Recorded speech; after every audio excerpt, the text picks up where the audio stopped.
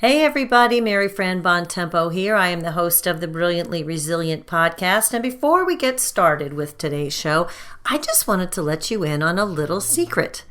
Very soon, a brand spanking new Brilliantly Resilient book is about to drop, and this one has all of the fun that you've come to expect, all of the lessons, and it's a step-by-step process of how to live a brilliantly resilient life. Pre-orders are going to be available on Amazon soon, so be sure to check with the podcast regularly, and also head on over to our Brilliantly Resilient Facebook community where I'll be providing more updates.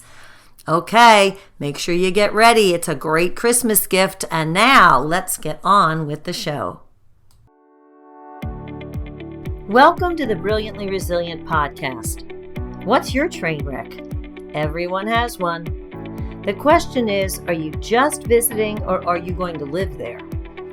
I'm Mary Fran Bontempo. Join me and let's learn how to come through those train wrecks, not broken, but brilliant.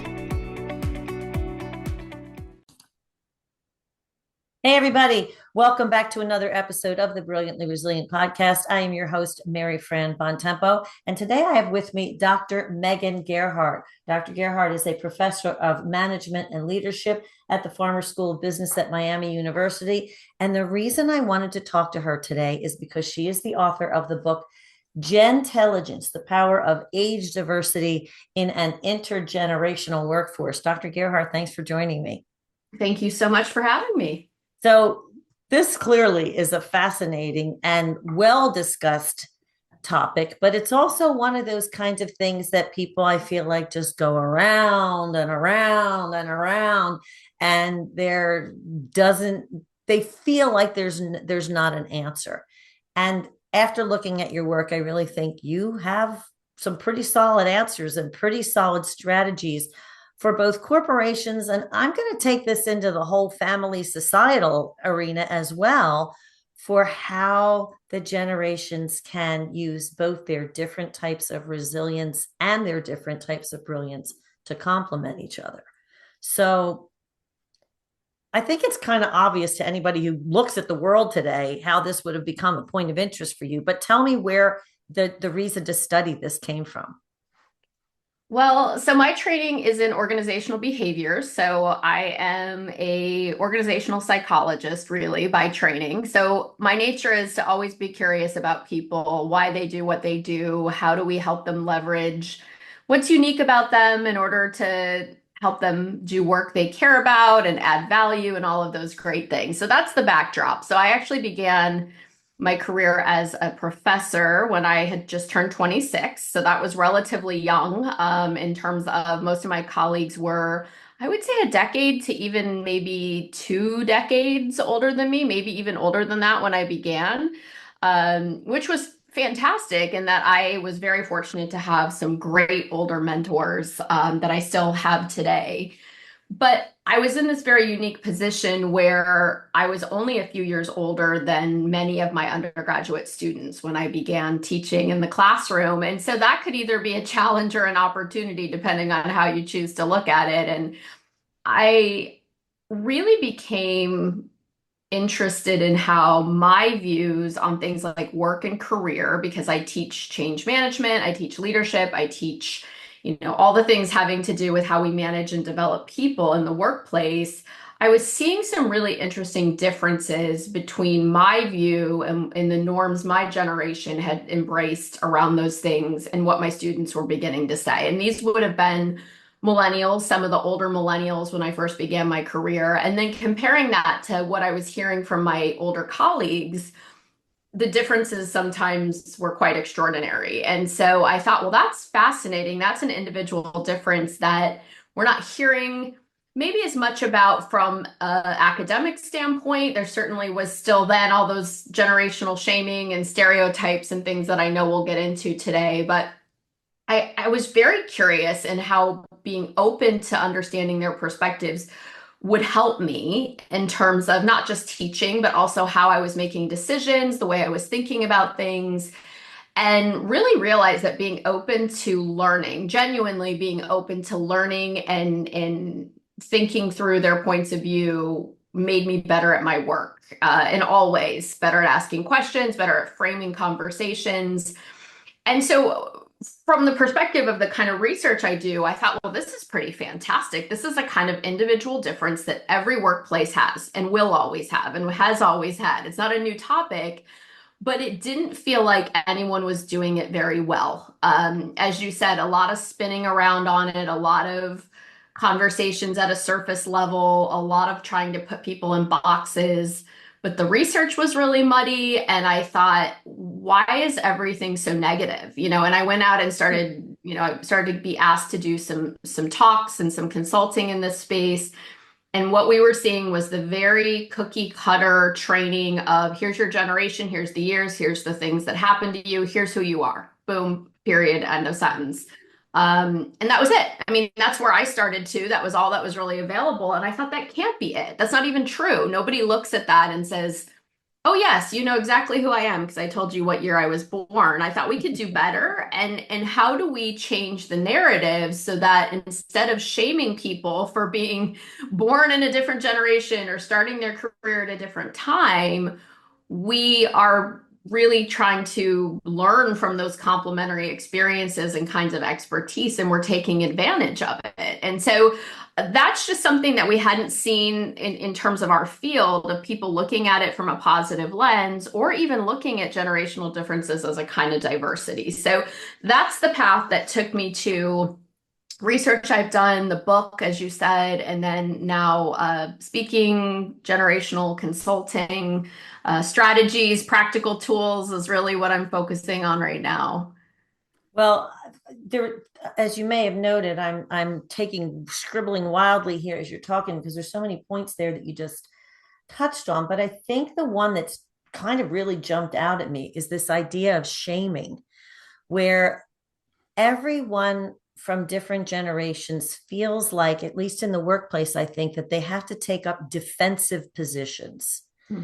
And there's, as you said, an opportunity here to create sort of offensive positions is not the right word. I am no good with proactive analogies. Yeah, there you go. Yes. I am clearly no good with sports analogies, but same. The proactive positions where we're, reaching across the aisle. When you and I first talked, before we did this interview, I had asked you if you had seen that movie called The Intern, which was Robert De Niro and Anne Hathaway. And it's a really cutesy way of putting the different generations into that environment where they're working in a different place. But it really initially, right off the bat, in a somewhat comedic way, really points out those differences, but also points out the stereotypes of where we put people. We put people in those boxes.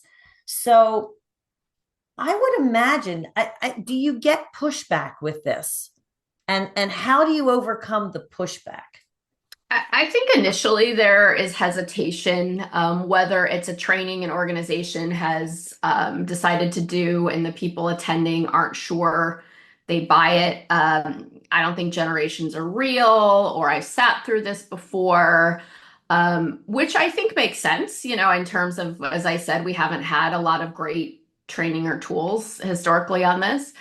So the pushback I hear initially, first of all, I don't think generations are real or we should get rid of generations. So I'm very blunt. So I like to meet that one head on. And I think when people say that, what they're saying is we need to stop generational stereotyping, which I 100% agree with. My concern with, every few years, there's a really well-written article that comes out saying, like, let's put an end to generation, stop putting people in generational categories. All due respect, I don't think that's the answer. To me, that's sort of the age-based version of saying, well, let's be colorblind, because it's better than being biased against people because of their age or their generation, certainly. But then what you're doing is you're ignoring all of that wonderful, very valid difference that comes with growing up and starting your career during a different period of time and a different period in history. And that's real. And the question is, well, what do you mean by real? Well, first of all, yes, generations are socially constructed. We decided we were going to make these things called generations. But that's not any different than saying, well, we're going to make these things called political parties or even religions or any other sort of difference where what we're saying is, I think differently, or I've had a different experience, or I come from a different place. Like anytime when you are trying to tap into a layer of someone's identity, we tend to categorize as a shortcut to make sense of why we're experiencing difference. And I just think that shortcut has gone a little astray, or sometimes a lot astray. But that we can correct, which is really the goal of all Gentellige. So the first pushback I get is this worry, I think, that I'm going to walk in and put them in a box and put the slide up and tell them that all Gen Zs have gone through these three things and think and act this way, and therefore we should manage them in this way, or all baby boomers X, and everyone disengages when they're told that. That's not their experience. They don't see themselves in that. And I don't do that. That's actually the problem and why we haven't made more progress in that field. So I think that's the first hesitation is people don't want to be stereotyped. They don't want to be put in boxes. So that's the first concern they have. And I like to meet that head on and say, that's not what we're here to do. Those slides aren't going to show up. But the way that I navigate that, which I think has been pretty successful, is to say, it is possible that you can experience differences in norms. Norms is the phrase I love to use. So generational norms are real. And norms ebb and flow and change over time based on, the tools we need to learn, the environment we're navigating as we grow up. And generations can have different norms, and those can be problematic, they can be frustrating. And the people within a generation can all be individuals who have had different experiences, have experienced formative events in their life in slightly different ways. Both of those things can be true. So norms are just frequencies, right? Like people in my generation think, behave, believe a certain way at a higher or lower level than people in my parents' or my son's generation. That we can track, that we can measure. That doesn't mean every single person in my generation is the same or thinks the same way, but that's where generational norms come from. So that is a very tricky line to walk, to say we're all individuals, generation is just one layer of our identity, but it is an important and interesting layer. And that, I think, helps people reconcile how they absolutely experience generational differences on a daily basis, but they don't want to stereotype other people or be stereotyped themselves. So that is the sweet spot on there, and it's very hard to walk. But once we address those things, I get very little pushback, because really what Gentelligence is about is saying, let's have smarter intergenerational conversations. Let's be okay and not threatened by the fact that you see this differently than me. Let's figure out why and how that could actually be helpful, beneficial, an opportunity. I have very few people object once we get to that part. They want to be seen, they want to be, valued for their uniqueness. And as soon as they're comfortable that that doesn't mean stereotyping or lumping them in, then we're okay. So the things that I'm hearing here is, as you said, first of all, you have to kind of break open the box with people and just say, look, yes, you were born during this period. That doesn't mean you are strictly, everything about you fills in those spots. That doesn't mean that. That just means that the way that society existed at those periods of time when you were born and the technology that was available and all those things means that you had certain types of experiences. But the thing that really strikes me is that within those experiences, there are still commonalities that reach across the board because we're human. So it's about, I guess, making those connections and saying, okay, you experience this at this point. I'm experiencing this at this point. How do we share the best of those, both of those things that are going on in the world? And how do we, this was the part that I loved you and I talked about before, how do we take our different resiliencies, our different brilliances, and make those things work to our advantage in a common way? So doing that practically, you have a newsletter, which I immediately signed up for because it's amazing. Thank you. And the very first one that I got was about how to speak to each other differently. Hmm. So that has to be the most practical of strategies because you can come along with all sorts of stuff in your head. But if you ask a question in the right way, it can open a door. So, how Hmm. do you do that? And are there questions that are just general enough that any generation asks? Absolutely, yeah. So the last year or two, I've really focused on, as I said before, I'm not here to tell you how to manage Gen Z or what to do to motivate your baby boomers. I'm here to tell you, here's some strategies on having smarter intergenerational conversations because I don't actually know what, Gen X needs today to be motivated. There's millions and millions of us, and we all need something a little bit different. But I can help you have a conversation to try to figure that out in a way that acknowledges and respects there's probably some key interesting differences in norms to tune into. So maybe two things I'll share.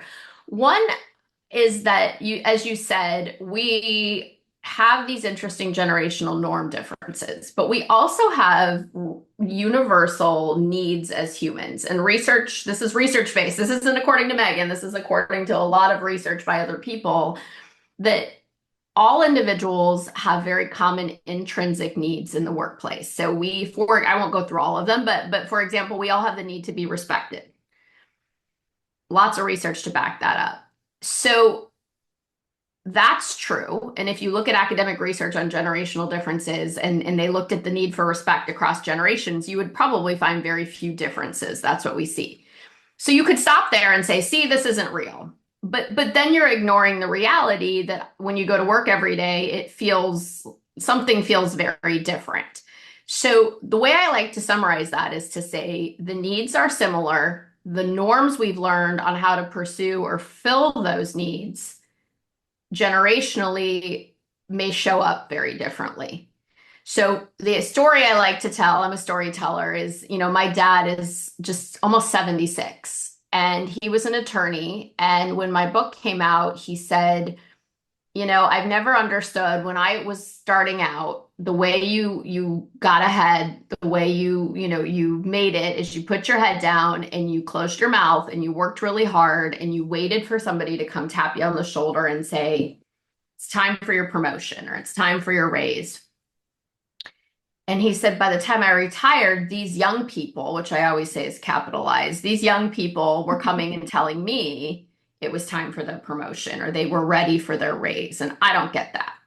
Hmm. So the undercurrent there is they're wrong. My way of doing it is right. That's what a norm is, right? And so there's a judgment there. And I said, all right, so you're experiencing a different norm, right? Clearly a generational norm has shifted there. So let's peel it back. You wanted to be respected at work. You wanted to be seen as competent, and the norm you learned growing up and starting your career at the time you did is you put your head down, you close your mouth, and you wait. And that is rewarded by a promotion or by a raise when it's time.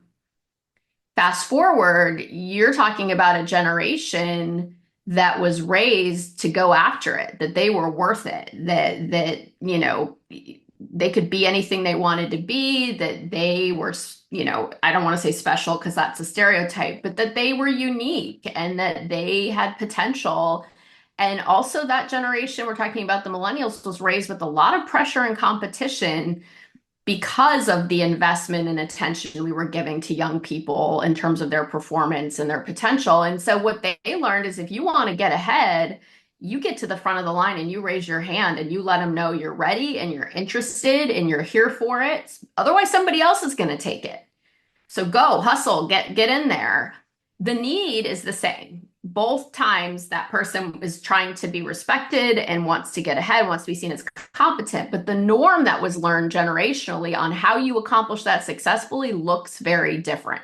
And when we judge that norm in one direction or the other, that's when we start getting into trouble. And so, as you said, we have to break down this us versus them. Our way is right, their way is wrong, which is, on both sides, younger and older, we tend to do that. So questions are the best way to do that. You immediately get defensive, as you said before, threatened or defensive when you feel like your way, your norm is being challenged or being disrupted. And then our defenses go up, our walls go up. I'm not interested in you. I'm not interested in hearing from you. I'm going to protect what I have and go back to my corner with my toys and not play with you. And then we get nowhere. So a question is a way to do two things. One, it's a way to try to find that common ground. Like we can't be that far apart. I want to see if I'm understanding correctly what's going on. I'm open to the fact that maybe I'm making assumptions that aren't accurate. And the other added benefit is if I ask you a question, that feels very respectful. That I'm not assuming, I'm not judging, I'm asking because I'm interested. You're worth it. I think there's something of value there that I want to engage with. And then there's learning, and hopefully that's reciprocated. So if I ask you a question, and so you said, is there a question that works universally? Absolutely. My favorite one, which is, we have all of these practices, but probably the most useful one in terms of breaking down some of that judgment and bias is, can you help me understand? Because I'm signaling that what you're doing is not making sense to me, but I'm acknowledging it might in part be my understanding of what's going on, and I would love to get to a different place, right? Can you help me understand, why that work didn't get turned in on time? Or can you help me understand why it's so important to you that we all be back in the office? Right? To pick your news story. We're making everyone come back into the office. That's not going to work. I can already tell it. They should have called me. But, can you help me understand why that's so important? And then hearing and listening, and then hopefully you get to reciprocate and say, oh, that was really helpful. I'd like to give you a little insight as to where I'm coming from. Yeah, I think that right there is the key, where I'm coming from, because we don't take the time to figure that out. You made the point that I'm going to go back to my defensive position. Whenever we feel that our norms are threatened, we assume someone's trying to take something from us. And the common goal in the workplace is that we're all going towards some common goal, whatever that might be, in whatever office, in whatever workplace. There's a common purpose. So it's important that everybody be on the same page, because everybody is going to have a different perspective, I would assume, within their own mental, viewpoint of how to get to that place, and with their different skill sets. And I think that that's a big part of it too, because when you do ask a question like that, can you help me understand? You actually had another question that was of interest to me too. How would you approach this? Ah, yes. That that Yes. was that was a biggie for me, because I thought that right there opens the door to intergenerational learning, and it gives people an opportunity to speak from their experience, which I would assume is what we want them to share. Absolutely. And so if you think about, we have these four Gentelligence practices, and really broadly speaking, the first two are about breaking down tension. So Mm, can you help me understand? We'll just say that's our question for that. I And then like the that. second two are about building up potential. And the second two, the question you mentioned is my favorite one from that sort of side of things, which is, how would you approach this? So that's probably the one I use about equal to, can you help me understand? And Mm. think about what you're signaling when you say that. So I teach undergraduates still. I'm not even close to their age anymore. Now I'm like the age of maybe, if I'm lucky, their mom. So it can be something big or little. So I'll give you a little and a big example on the, me. So in theory, I'm the leader, right? I'm the leader in that classroom. I'm the elder. I'm the older. So if I walk in with an us versus them dynamic, and I'm here to teach you what you need to know, already we have walls up. But if I'm in there assuming we all are there for the same purpose, we're on the same side, and we're going the same place, I want to know all the things that might help us get there. And so the very first day of class this year, and I did this last year too, is I sat down and talked to them about AI. Because as you can imagine, in higher education period, Oh boy. this is just, I mean, every assignment I had could be done by Chat GPT at probably a B level. Mhm. So now I have to figure out what that means. And I think what they were expecting was for me to say, you aren't allowed to use that, right? Us versus them. I'm going to tell you, I'm going to put some walls up. You can't.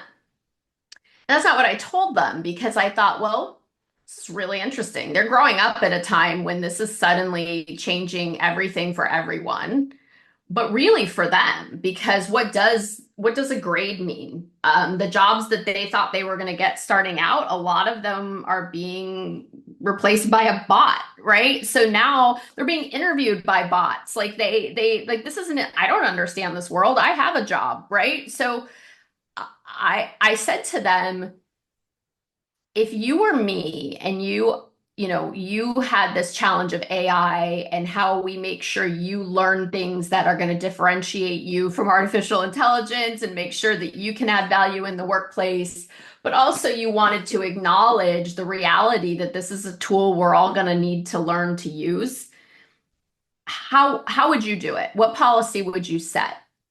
How is this helping you learn? How is it getting in our way?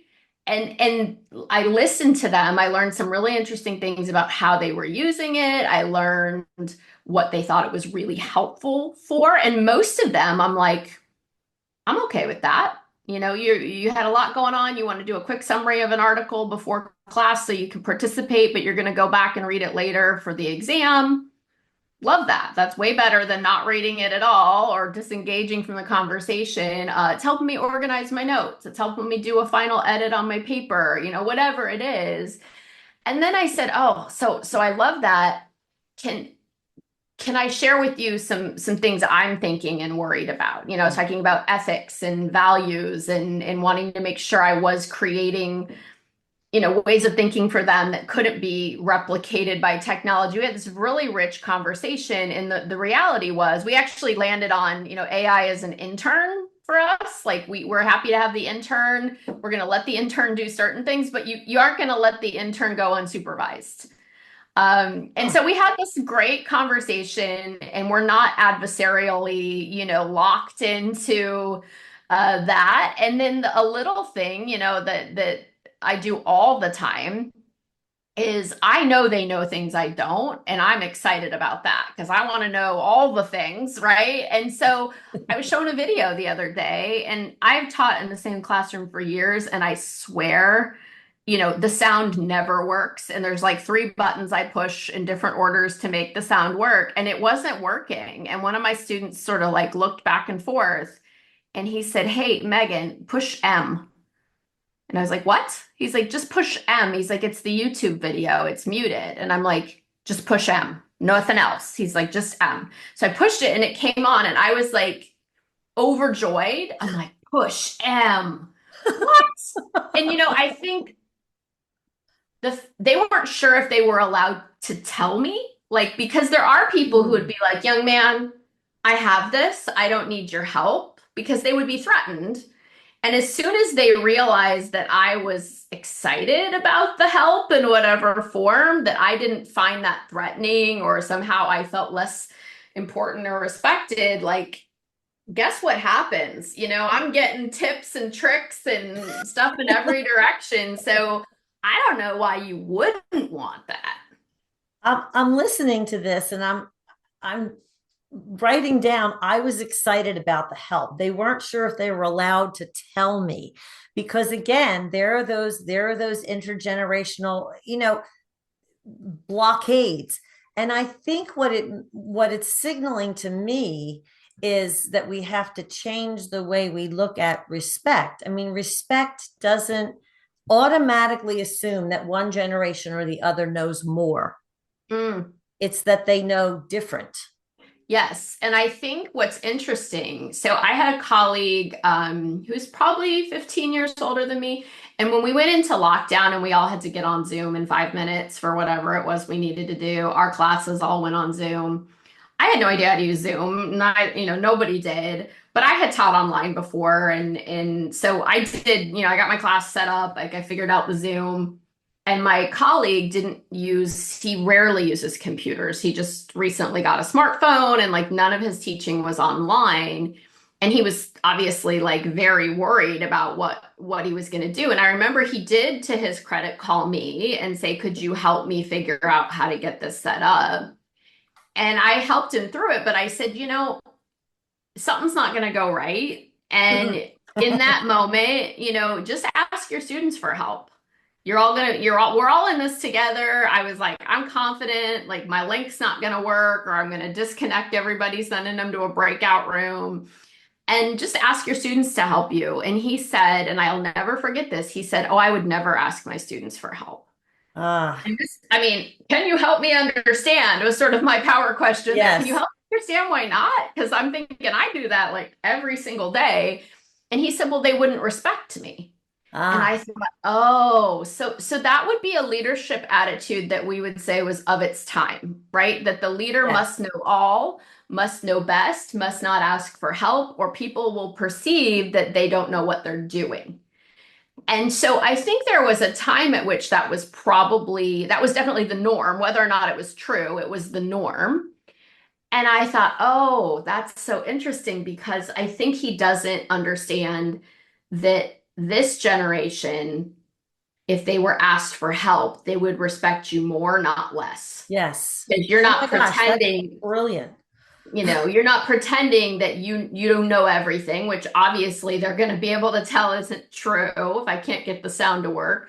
And two, that you are interested and respect that they may see things or know things different than you, and that that's not threatening to you. Like for me to be excited and fascinated by what they know, it doesn't mean what I know is less important or less valuable or I somehow don't have anything to add. It means I want to get us there as successfully as possible. And I think probably you have something to help us. So come in, we're going to do this together. And then you get skin in the game. So what you said though is really interesting because, I think the perception of what it means to be respected. Mm-hmm. Where does respect come from? So I did a research study, it's been a while, maybe 2016, something like that. I wanted to know where do young people pull perceptions of credibility from? If we pulled it from, well, you've been here a long time, you have lots of experience, you're older than me, and you have this position. You're the professor, you're the manager. What are they pulling it from? Because I just felt like it wasn't necessarily that. And the short Right. answer was everybody cares about character. Everybody cares about expertise. So she seems to be a subject matter expert. She seems to know her stuff. But the thing that younger people they cared about it significantly more, statistically significant than older people was connection. Mm. That person took the time to connect with me, and that might mean take an interest in me. It might mean, making sure they understand where I'm coming from. Before I decide you're credible, I have to feel like I have a connection with you. And I thought, well, why would that be? Well, they've grown up with no shortage of information or knowledge or expertise. They can get that from anywhere. They don't need a leader for that. What they need a leader for is somebody who can say, let me tell you why that's important for you, or let me help you navigate what that means right now in this moment, or let me tell you how we're going to put that in context, or, they need someone to mentor and guide and coach and those things that do require a degree of trust. And so they have to trust that you are a good, you're not fake news. You're a good source of information that matters and is relevant to them. Otherwise, there's 100 people that have information that are trying to tell them what to do. Credibility now is much more about that respect and that mutual connection. And that's what Gentelligence is trying to help us create.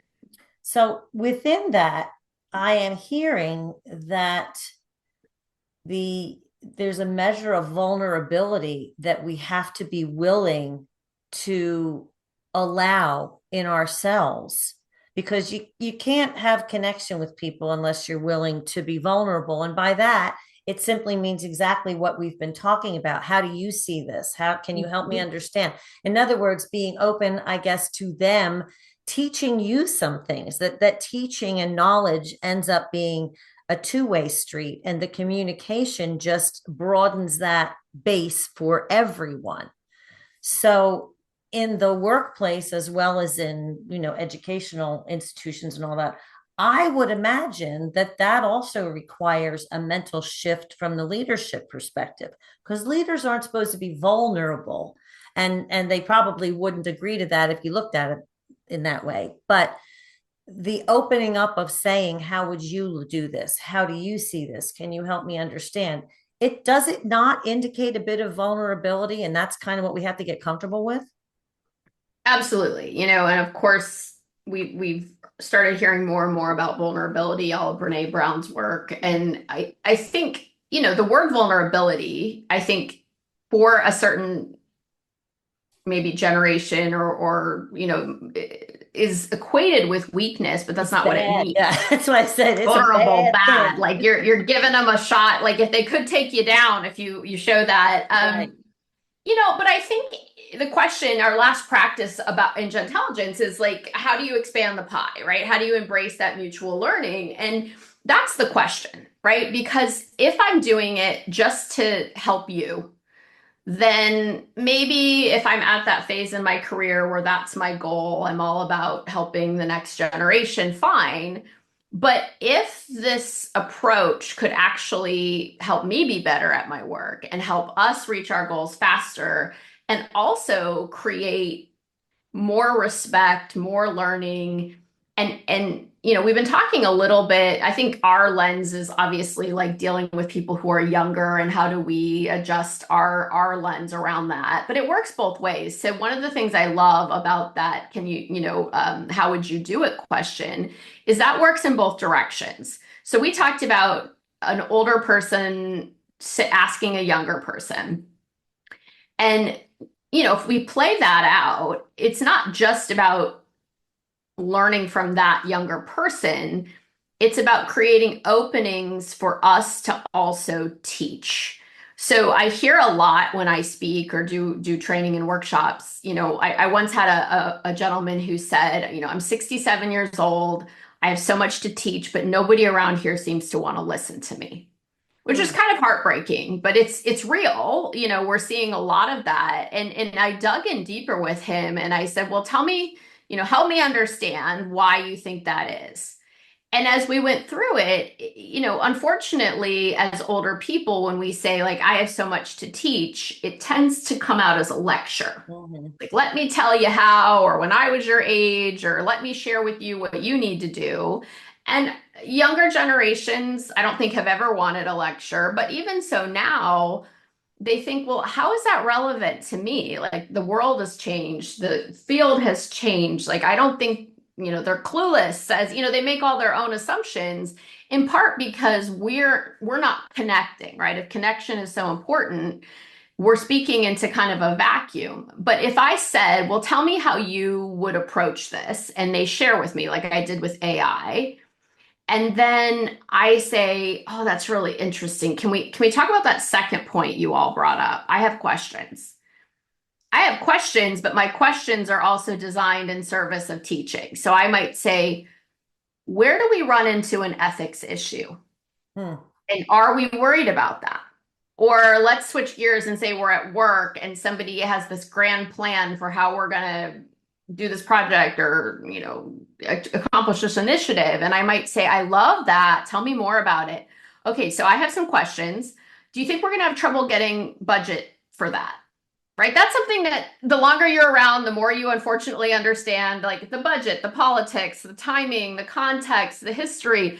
Younger people often haven't had to think about that yet, Mhm. but it's learning, right? And I'm not giving them a lecture about, the budget. I'm saying, let's think through budget. So here's some things I've experienced before, right? And I'm sharing, but I'm doing that in service of their development and their learning, but it's not a lecture, it's a conversation. So in that way, it's not like you're doing it just to be altruistic. You're doing it to create openings where people are listening. And then if I'm younger and maybe I'm worried about telling her to push M because I don't want to be seen as entitled, I don't want to be stepping on anybody's toes, maybe I go and say, hey, that was a really interesting team meeting we had, and the goal seems really challenging.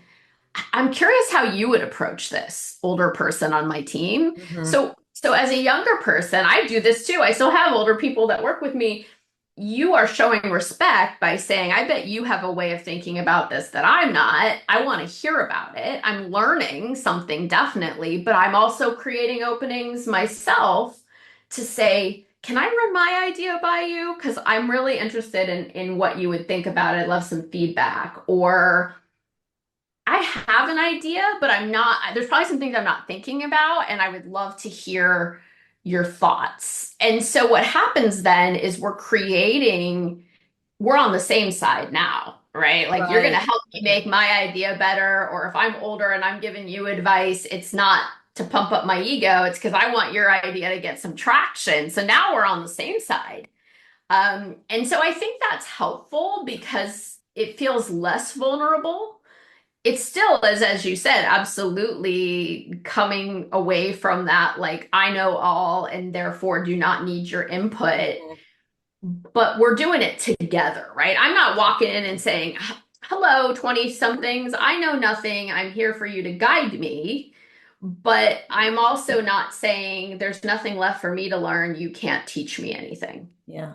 That what you said when this gentleman said no one wants to listen to me, that Mm-hmm. right there puts the receiver in a passive position. You have Mm-hmm. to listen to me.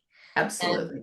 and that defeats the purpose of creating these dialogues. So when it's really interesting what you said about how you ask certain questions and kind of can lead people into an awareness and teaching by asking questions. I mean, parents do this kind of thing all the time. Well, did you ever what about the blah blah blah, whatever the thing may be, to plant the thought. I always say with my kids, I don't even want them to hear this because I'm still, even though they're all grown-ups, planting the seed. You want to plant the seed, You bet. but Yep. when you plant those seeds in each other, everything grows, has an opportunity to grow. The knowledge, the connection, the communication, the progress, the success, all of those things. And there is a very real opportunity for the generations to connect and to communicate and grow. I'm going to call you Megan and not Dr. Gerhardt because I feel like we're Please friends now. do. There we go. So, Megan, Dr. Gerhardt, thank you so much for joining me today. This has been a fascinating conversation. There's so much in here that can really, I think, be helpful to generations about how to speak to each other. And it all starts with the simplicity of questions and respecting each other's answers and knowledge. So thank you so much for joining me today. Is there anything that you want to leave us with, number one? And number two, I want you to tell everybody where they can learn more about Gentelligence and where they can get the book. Sure. Yeah, I think, it's time to just have smarter intergenerational conversations. That's what it's all about. That's all of us on all parts of the age spectrum. You can find me, probably the easiest is gentelligence.org. So that's my website. It's got all the things, articles and books and speaking and all of that good stuff. Or connect with me on LinkedIn. We have a Gentelligence newsletter you can find if you go to our website. As you mentioned, lots of resources there. So would love to connect with more people. I would highly recommend signing up for the newsletter because we didn't even touch on this, but everything here could very easily be transferred to family communication and familial communication, amongst the different generations. Parents, as you're trying to raise your kids, how do you see it? All of those things are very, very, very valuable in, I think, creating and building those connections. So, Dr. Gerhardt, thank you so much for joining me today. Please check out Gentelligence. It's fascinating and wildly useful if you have people of other ages in your life. And if you're lucky, we all do.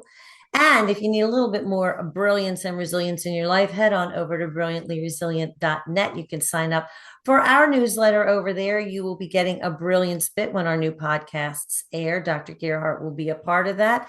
And tune in next time for more brilliance and resilience. We'll see you then. Thanks. Bye. Thanks for tuning in to the Brilliantly Resilient podcast. Join our Facebook group and follow us on YouTube to be inspired with tools to reset, rise, and reveal your brilliance.